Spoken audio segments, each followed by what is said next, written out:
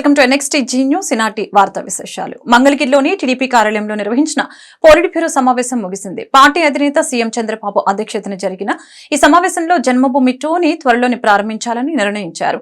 నైపుణ్య గణనను దేశంలో తొలిసారిగా ఏపీలో చేపట్టాలనే అభిప్రాయానికి వచ్చారు. త్వరలో పార్టీ సభ్యత్వ నమోదు చేపట్టాలని నిర్ణయించారు. అదేవిధంగా పేదరిక నిర్మూలనపై సమావేశంలో విస్తృత చర్చ జరిగింది. జిల్లా యూనిట్గా ఎస్సీ వర్గీకరణ చేపట్టాలని ఈ భేటీలో నిర్ణయించారు. త్వరలోనే మొదటి దశ నామినేటెడ్ పదవుల భర్తీ చేపట్టాలనే అభిప్రాయానికి నేతలు వచ్చారు.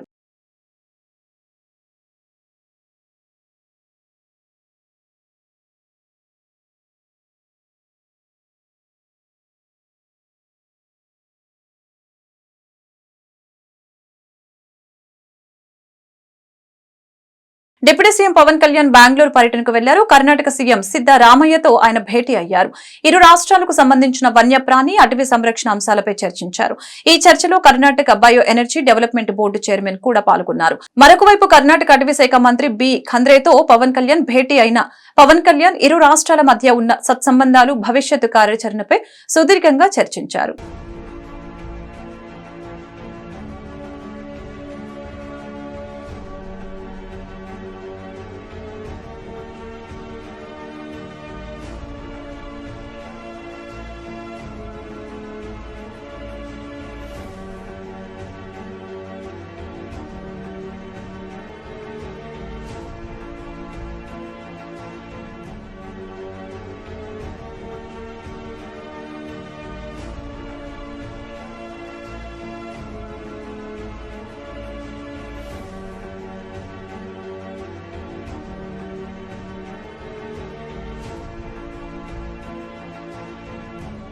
నాగార్జున సాగర్ ప్రాజెక్టుకి వరద ఉధృతి కొనసాగుతోంది. దీంతో మొత్తం 26 గేట్లు ఎత్తి నీటిని విడుదల చేస్తున్నారు. 22 గేట్లు 5 అడుగుల, 4 గేట్లు 10 అడుగుల మేర ఎత్తి నీటిని విడిచిపెడుతున్నారు.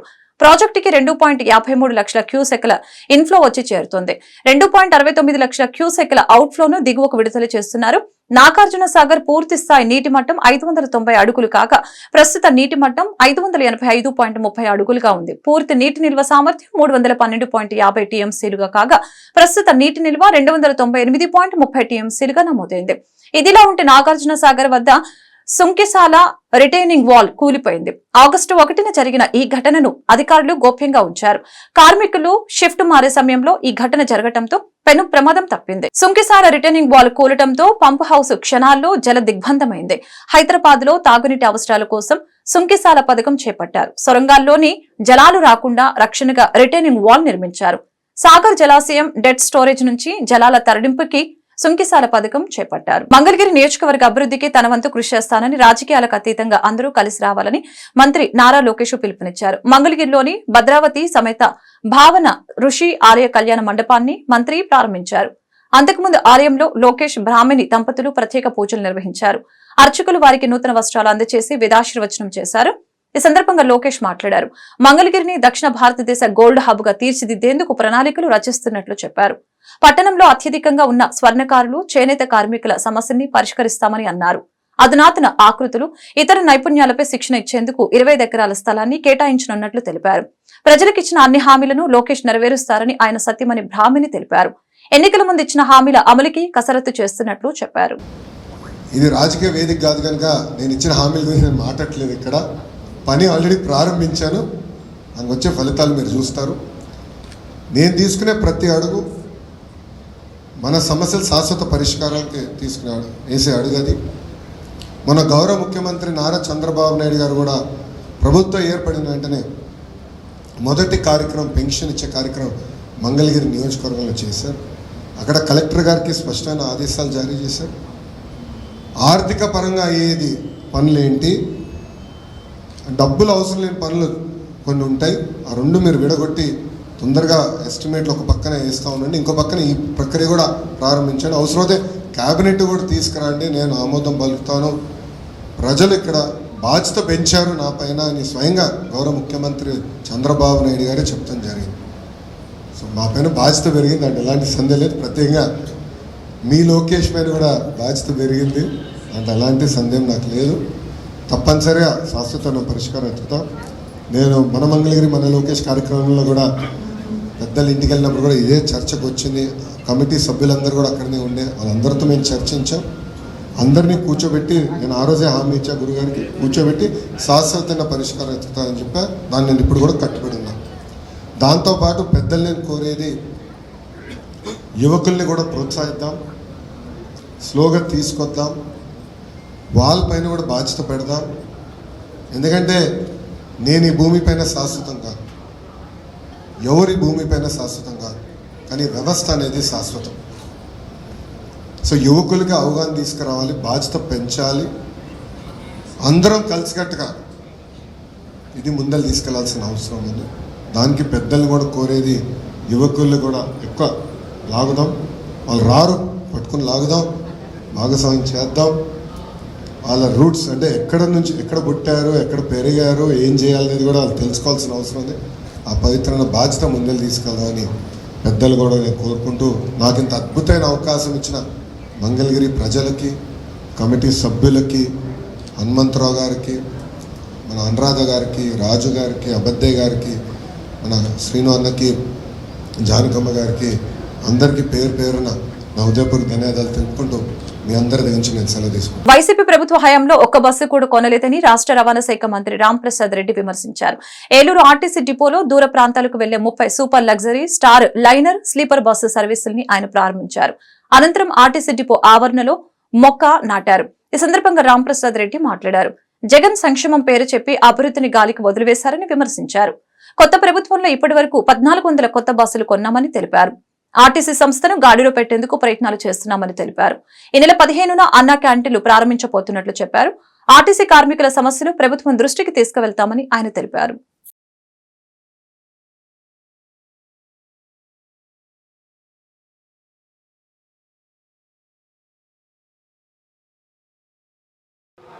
గత 5 సంవత్సరాల్లో ఒక్క బస్సు కూడా కొన్న పాపాన్ని ఆ ప్రభుత్వాన్ని అయితే తెలుగుదేశం పార్టీ నారా చంద్రబాబు నాయుడు గారి నాయకత్వంలో ఇక్కడ ప్రభుత్వం ఏర్పాటు చేసిన తర్వాత సుమారు 1400 బస్సులను ఈరోజు ఏపీఎస్ఆర్టీసీ జాతికి ప్రజలకు అంకితం చేయడం జరుగుతూ ఉంది. దానిలో భాగంగానే ఈరోజు ఇక్కడ పెద్ద కార్యక్రమం ఏర్పాటు చేయడం జరిగింది ఏలూరులో.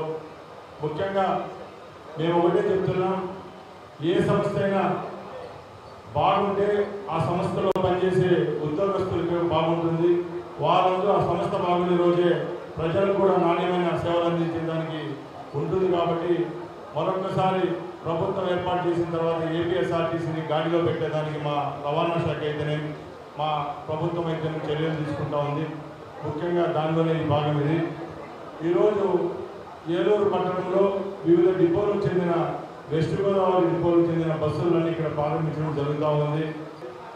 గత 5 సంవత్సరాల్లో ఒక్క బస్సు కూడా కొన్న పాపాన్ని ఆ ప్రభుత్వాన్ని అయితే తెలుగుదేశం పార్టీ నారా చంద్రబాబు నాయుడు గారి నాయకత్వంలో ఇక్కడ ప్రభుత్వం ఏర్పాటు చేసిన తర్వాత సుమారు 1400. పల్నాడు జిల్లా కారంపూడి మోడల్ స్కూల్లో విద్యార్థినుల పట్ల ఓ ఉపాధ్యాయుడు అసభ్యంగా ప్రవర్తించాడు. విషయం తెలుసుకున్న తల్లిదండ్రులు పాఠశాల వద్దకు చేరుకుని ఆందోళన చేపట్టారు. అతని ప్రవర్తన పట్ల ఆగ్రహించిన మహిళలు ఉపాధ్యాయునికి దేహశుద్ధి చేశారు. ఇంతలో మండల విద్యాశాఖ అధికారి, పోలీసులు పాఠశాలకు చేరుకుని విచారణ జరిపారు. బాధ్యుడైన ఉపాధ్యాయుడిపై చట్టపరంగా చర్యలు తీసుకుంటామని అధికారులు వెల్లడించారు.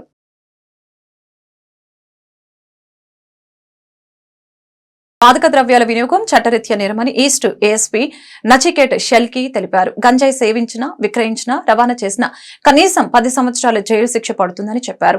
సమాజాన్ని పట్టిపీడిస్తున్న డ్రగ్స్ మహమ్మారిని తరిమి కొట్టేందుకు ప్రతి ఒక్కరు ముందుకు రావాలని పిలుపునిచ్చారు. Navyandhra working journalist association, NHRC Guntur సంయుక్త ఆధ్వర్యంలో మత్తు పదార్థాల నివారణపై గుంటూరు హిందూ కళాశాల మీటింగ్ హాల్లో యువతకు అవగాహన సదస్సు నిర్వహించారు. ఈ సదస్సుకు ముఖ్య అతిథిగా ఈస్ట్ ఏఎస్పీ నచికేట్ షెల్కి హాజరయ్యారు. ఈ సందర్భంగా ఏఎస్పీ మాట్లాడుతూ స్టూడెంట్స్ ను టార్గెట్ చేస్తూ డ్రగ్స్ విక్రయాలు కొనసాగుతున్నాయని తెలిపారు. గంజాయి లాంటి మాదక ద్రవ్యాలకు విద్యార్థులు దూరంగా ఉండాలని అన్నారు. లేకపోతే చేజేతుల ఉజ్వలమైన భవిష్యత్తు నాశనమవుతుందని తెలిపారు. గంజాయి రహిత రాష్ట్రంగా ఏపీ అవతరించాలంటే ప్రజల సహకారం చాలా అవసరమని అన్నారు. కళాశాల విద్యార్థులు ఎవరైనా గంజాయి వ్యసనానికి బానిసలైతే వారికి కౌన్సిలింగ్ ఇప్పిస్తామని చెప్పారు. డ్రగ్స్ నియంత్రణలో చట్టం కఠినంగా ఉంటుందని స్పష్టం చేశారు. ఈ సమావేశంలో హిందూ కళాశాల principal Prasad, Mallikarjunarao, journalist union నాయకులు పాల్గొన్నారు.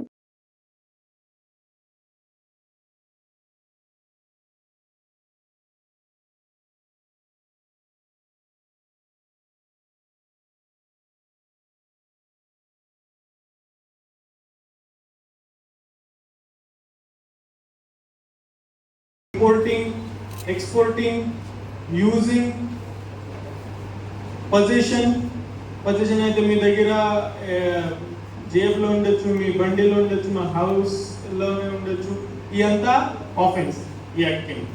బేసికలీ అయితే anything related to drugs is offence. So point అయితే టచ్ చేయాలా, you do not go even near this drugs. What is the punishment? Basic punishment అయితే 10 years minimum punishment. Some serious offense లో 10 years punishment ఉంది. Suppose మీరు college student ఉన్నారు, మీరు ఆలోచిస్తున్నారు okay ఏం లేదు ఏమవుతుంది, నా ఫ్రెండ్స్ ఉన్నారు, బర్త్డే పార్టీ ఉంది, ఈ పార్టీ ఉంది, నేను జస్ట్ ఎక్స్పెరిమెంట్ చేస్తాను, చిన్న ఒక జస్ట్ సిగరెట్ అలాగే తాకుతున్నారు, ఏమవుతుంది, దాంట్లో కూడా కేసు అవుతుంది ఖచ్చితంగా.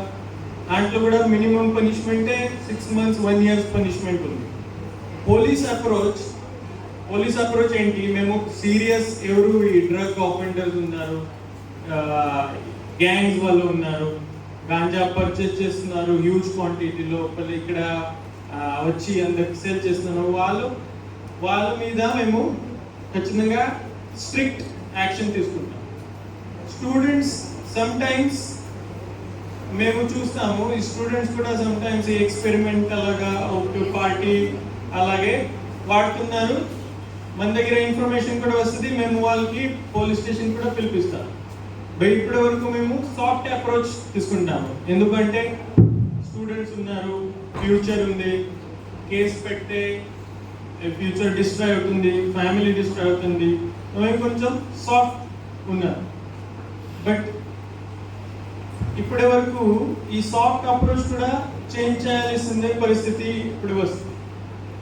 బికాస్ ఈ సాఫ్ట్ అప్రోచ్ కి యూజ్ చేస్తే డిటరెన్స్ రా. సపోజ్ కేసు పెడితే జైలు పంపిస్తే ఖచ్చితంగా ఒక మెసేజ్ వెళ్తారు. పల్నాడు వైఎస్ఆర్సీపీ కార్యకర్త నాగరాజు కిడ్నాప్ పై మాజీ మంత్రి అంబటి రాంబాబు స్పందించారు. అసలు రాష్ట్రంలో లా అండ్ ఆర్డర్ ఉందా అంటూ ప్రశ్నించారు. గురువారం ఆయన మీడియాతో మాట్లాడారు. నాగరాజుకు ఏమైనా హాని జరిగితే తీవ్ర పరిణామాలు ఉంటాయని హెచ్చరించారు. అందరూ చూస్తూ ఉండగానే నడి రోడ్డుపై నాగరాజును కిడ్నాప్ చేశారని, ఆయన కుటుంబ సభ్యులపై కూడా దాడి చేశారంటూ అంబటి రాంబాబు మండిపడ్డారు. నాగరాజు అనేటువంటి ఒక వైసీపీ కార్యకర్తని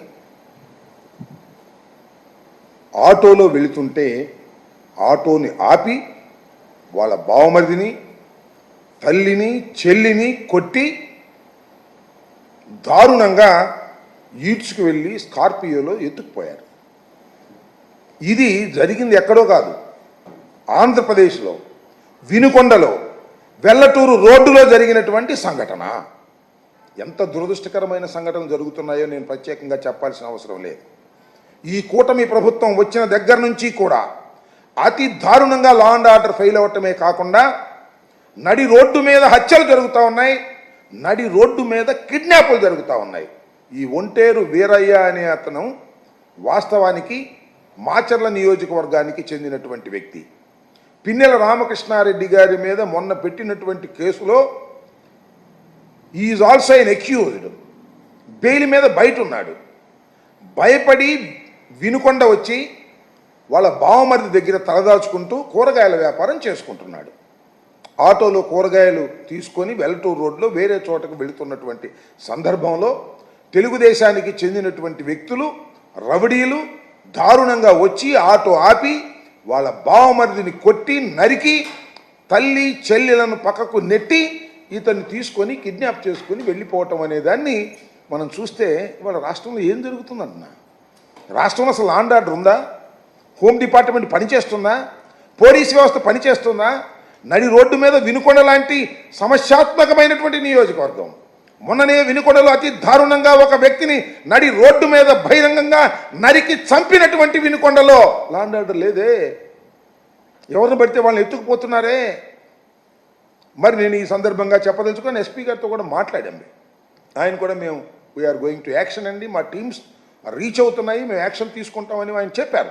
నేను అనేది ఏమిటంటే ఆ వ్యక్తికి, ఒంటేరు నాగరాజు అనేటువంటి వ్యక్తికి ఏ విధమైనటువంటి హాని జరిగినా దానికి బాధ్యత వహించవలసింది నారా చంద్రబాబు నాయుడు గారి ప్రభుత్వం.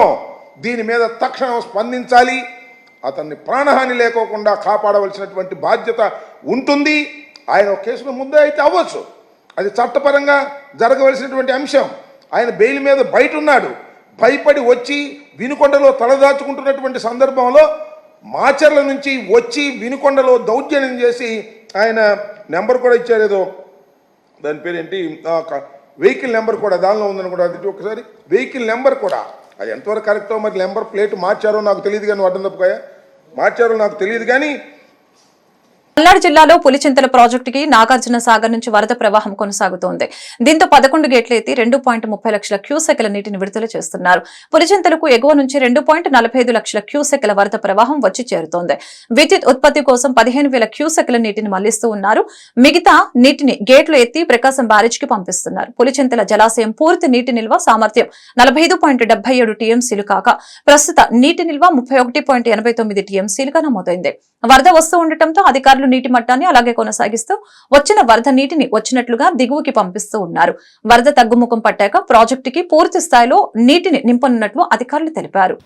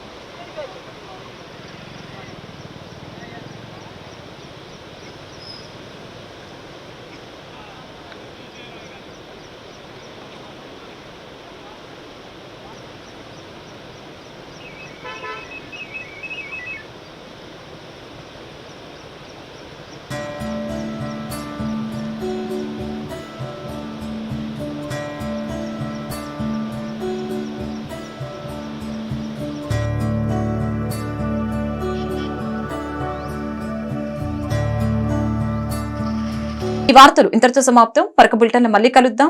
నమస్కారం.